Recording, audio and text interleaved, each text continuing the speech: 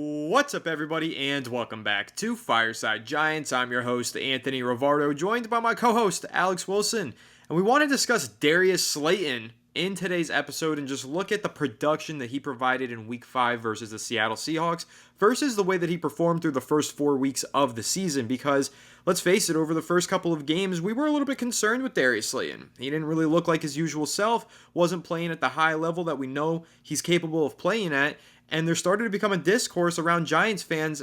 Is it time to maybe move on from Darius Slayton and trade him? Well, after this Week 5 performance we saw, he still has that talent. He still has that ability to haul in some deep passes and put up over 100 yards in a single game. So now it'll kind of beg the question, do the Giants capitalize off of that performance and still look to maybe trade him? Or do they double down, say, Slayton, you are a core piece of this offense. Let's move forward through the season with you as our WR2. Now, if you guys remember, over the last couple of weeks, I've kind of pushed back against the Darius Slayton trade idea because I think, without him, who do you have there at WR2? Jalen Hyatt, who has only a handful of receptions in his career, not one yet on this current season.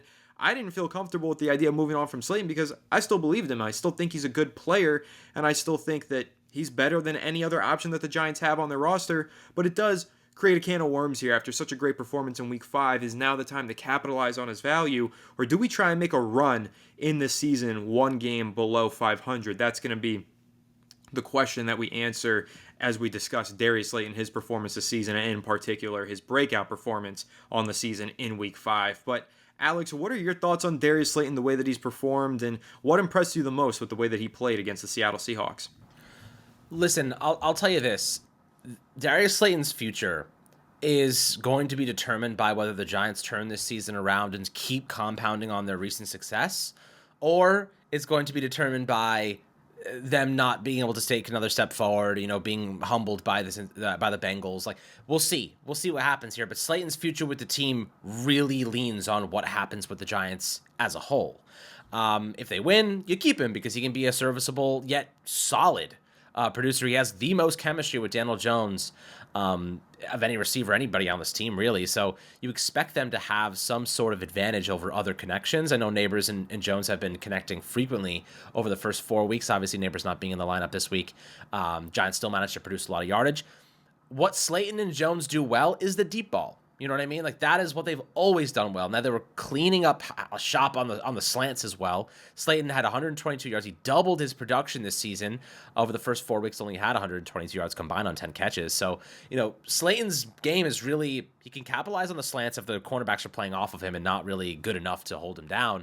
And he can capitalize on the deep passes. And he's pretty solid on the dagger routes too. So, I like him to be he's kind of like a 3-trick pony, 4-trick pony. He can also be pretty serviceable on the crossing routes as well. There are a lot of things he's good at. The drops are a bit concerning. The Giants in general, I think, lead the league in drops this season, so that is quite problematic from a standpoint of efficiency. But Slayton, aside from the couple of drops he's had, has been quite consistent, quite good when called upon. Now, this game he's got to step up. He's got to be the guy. I just posted on Twitter 2 of the plays that Daniel Jones hit. The one that was 41-yard completion, the 30-yarder to Darius Slayton. Those were really good play calls. And what I liked the most about it was the pre-snap stuff they did to really open up those concepts. So the 41-yard throw, I love that Daniel Jones looked off the safety. Julian Love, was shading towards Slayton's side. DJ looks to the side of Jalen Hyatt. Julian Love starts hauling ass to the far side of the field. And then DJ goes back to Slayton and nails him on the sideline with a perfect dot. So really nice play by DJ. Really great catch by Slayton. Ball was exactly where it had to be. He's always been good with those deep passes. Slayton catching them at the very least. And then you look at the second one, the touchdown, the 30-yard touchdown pass. Really great pre-snap information gathering. So they move Wan'Dale Robinson in motion. They figure out, okay, it's man coverage. You have Julian Love. They're playing cover 1. He's shaded to the near side of the field. And they have basically all the space in the world to operate. So they have Slayton basically in the slot running a deep post all the way across to the far side. And he's wide open. Nobody can catch him. They have nobody there to help. And it was a great play by Slayton to get open. A great play by DJ to find him in space, and really good pre-snap gathering information. And I'd be remiss not to say this does not work without the offensive line putting together a really good performance. Jermaine Illuminor, 40 snaps, 0 pressures. JMS had 1 pressure. John Runyon gave up 0 pressures. Van Ronen gave up 3, and Andrew Thomas gave up 3. But for the most part, on these big plays, the Giants looked excellent in pass pro, and the only way that these plays are happening or even have a chance is because Daniel Jones has enough time in the pocket to let these routes develop. So I loved what I saw from those concepts. I love what I saw from Slayton being trusted. Daniel Jones, like, look, they could have thrown that ball to Hyatt, right? They could have given him that shot. But they were using him as a decoy all game long. He had 0 targets. He was basically running cardio. Anthony and I were discussing this before the episode, basically just being a decoy, opening up space for Slayton to dominate. And I'll give you a second here to kind of give your take on how they used Hyatt to really exploit the matchup that Slayton had, and they did a really good job capitalizing on that. Yeah, there's been a lot of interesting discourse around Jalen Hyatt, with some Giants fans wanting to see him get on the field more and have a larger role in the game plan. But you have to recognize that he's not really getting open a whole lot. And then you have to look further and see, why isn't he getting open? And the truth of the matter is that the Giants aren't really sending him real routes. They're not sending him out there to catch the ball. In fact, they're sending him out there to help other players catch the ball. If you take a real close look and you watch the all 22 angles of the film, you'll see Jalen Hyatt running routes into space to pull defenders out of the way and create more space for guys like Malik Neighbors when he shares the field with him, like Darius Slayton yesterday, Wan'Dale Robinson as well. Because here's kind of the concept. You've got Jalen Hyatt running 4.3 speed. If he's flying down the field as fast as he can, and then underneath him you have a player like Wan'Dale Robinson who makes most of his money in the short to intermediate portions of the field, well, having that fast guy run deep behind Wan'Dale pushes one of those defensive backs and creates more yard after the catch opportunities for a guy like Wan'Dale Robinson. And that's really what you're seeing. And hey, credit to Jalen Hyatt. He didn't have any receptions, Alex, but he made 2 big plays. He attracted 2 defensive holding penalties, which gave the Giants 2 automatic first downs. That's big stuff, you know? I mean, even if you're not getting the ball in your hands, you got to be making an impact in the game one way or another. And in this one versus the Seattle Seahawks, Jalen Hyatt doing his thing, basically running his cardio, running these clear out routes to create space for others, but also running them at such an effective level that he forced a few penalties to be committed by the Seattle Seahawks defense and helped the Giants move the sticks. So to have 0 receptions and 2 first down conversions, it's kind of impressive. So good stuff from Jalen Hyatt. And then, yes, that the conversation then develops further, Alex. You're like, okay, well, Slayton's playing well. Hyatt's not getting the ball, but he's doing other things well off the ball. Do the Giants need to make a trade? Do they need to offload one of these receivers, or should they keep building? And I'm going to stand firm with where I've been. My take has been Slayton is too good to trade. You trade him away. Everybody just dials in on Neighbors. You take away some of the best aspects of your offense, and then you leave a third-round, second-year wide receiver in Hyatt on the field for far too long because he clearly isn't ready to have that full Darius Slayton workload, in my opinion. So that's the can of worms that you open if you trade away Darius Slayton. Now, if you decide, okay, well, we want to trade one of our receivers and take a draft pick and get an asset, so let's trade Jalen Hyatt. Then you open up a different can of worms because then it's like, okay, what if Slayton goes down with an injury? What if Neighbors goes down with another injury? Now your depth isn't so great. You're calling up Isaiah Hodgins from the practice squad as you're feeling. Plus, long term, you don't have a solution if Darius Slayton leaves in free agency next year. Right now, the Giants are doing the right thing with Hyatt, just developing him. He's going out there, he's making plays in other ways, far away from catching the football. Well, he'll get there, but he's doing certain things that'll help him develop and grow. And then if Darius Slayton, as a free agent in 2025, decides, hey, I'm signing with the Atlanta Falcons or some other team, okay, now it's time to see if Jalen Hyatt can step into that more elevated role. Can he be the focal point in the offense that we hoped for him to be the previous season? Now we can have that conversation. But the Giants don't have that option if they trade one of those 2 receivers away. They either might rush Jalen Hyatt's development by trading away Slayton, or they might take away a succession plan for Slayton in free agency if they trade away Jalen Hyatt. So I know some Giants fans might want to see a trade happen, especially if we start losing some more. I think I'm going to stand firm here. You know, if a trade happens, I'll react to it and we'll see what the Giants get back. But for me personally, I think the best case scenario is that the Giants just roll with this wide receiver core that they have and try and win as many games as they can, because at the end of the day, I'm a fan. I don't root for this team to lose. I want to see this team win games, and I think this core of receivers is pretty solid and has decent depth.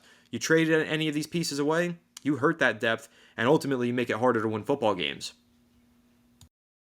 Yeah, I mean, you absolutely do make it harder to win football games. And like I said earlier in the episode, like what happens with Darius Slayton and Jalen Hyatt is going to be determined on how the whole team performs over the next couple weeks. Now, I agree with you. I think that Hyatt's role right now, and there's a lot of questions about it, is he going to be the replacement to Slayton in the future? Listen, as tough as it is to say, I don't think that Jalen Hyatt, or rather Darius Slayton, is going to be here next year. And the reason I believe that is because the Giants don't know if Daniel Jones is going to be here next year, and they don't know how much money they're going to have next year. That's really what it all boils down to in the end. If Daniel Jones stays, they don't have the money to really pay Darius Slayton. But if they do let Daniel Jones walk and they take the money, then they have the money to pay Darius Slayton. So it's like a lot of really is determining on what decisions they make on the quarterback position. So that's kind of the more financial aspect of it. That's nothing to do with anything, really just more so looking at it from a payroll perspective. But when it comes to Slayton's role, can it be replicated by, let's say, a second-round rookie next year? Is this a position where the Giants can say, well, you know what? There's a lot of older players because of the COVID season, there's an extra year of eligibility, guys that are physically imposing, maybe some players that we can find in the second round. Is this a position where the Giants can say, hey, you know what? We can go get a burner in the second round, a guy that's a lot more ready to step in and be an impact piece now at receiver? Or do we need a guy like Slayton who has a veteran experience? Maybe you can find a cheaper alternative on the open market. Obviously easier said than done. But the Giants have a couple other needs, right? Like they might lose Azeez Ojulari in free agency. Like, do they have to go get another pass rusher in the draft? Probably. Do you need more interior defensive line support? Maybe. That might be someplace you want to look into. Do you want another secondary piece? Maybe a cornerback? I would advise that, yes, we probably do need another cornerback there. I think that maybe another offensive line piece to start developing at a guard spot, whether it be for John Runyon. Maybe that's a guy we want to replace on a one-year contract. Maybe they want to go get a starter at right guard. Like, there are positions the Giants need to address in the first 3 rounds of next year's draft. So with that being said, like, one of them could be allocated to a receiver. We just don't know. It's way too early to tell. If the Giants are winning football games and Darius Slayton steps up into a much larger role right now and he starts to really pick up the pace, it's a good and a bad thing, right? The good thing is it's helping Giants win games. But second thing is he's driving his price tag up, which means the Giants probably aren't going to be able to afford him, especially with the way receivers are being paid nowadays. He's probably getting $14+ million per season based on what Gabe Davis got last year, and he's not doing jack booty. So, I don't think that right now you look at the situation, Darius Slayton's a player that could step into a pretty solid team and have a nice workload, have a nice year, have 700+ receiving yards on a good offense, right, with a good quarterback. I don't think that's impossible to visualize at all, to be quite honest. So, the future of Darius Slayton is really going to come down to how the team performs as a whole over the next couple of weeks leading up to the trade deadline. And do the Giants feel confident in Jalen Hyatt taking his role? Well, I'll tell you this right now. Fred Biletnikoff Award winner from a couple years ago, Tennessee. Look, Darius Slayton and Jalen Hyatt have very similar attributes, right? They're both blazing fast. They both have similar concepts they like to run.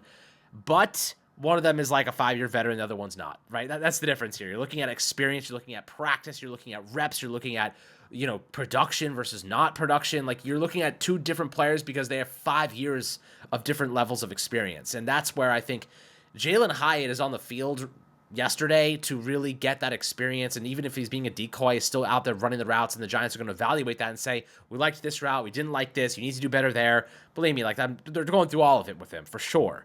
Do they feel confident he can step in and replace Darius Slayton right now? I'd say probably not. Otherwise, they probably would be giving him the ball more and preparing for that eventual transition.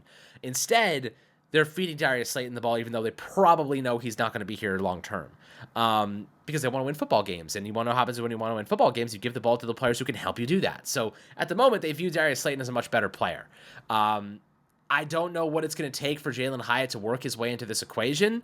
But in my opinion, it's going to take a lot more. It's going to take, when Neighbors comes back, Hyatt's back to the bench, most likely. It's going to take probably an injury, knock on wood, for him to really get action here.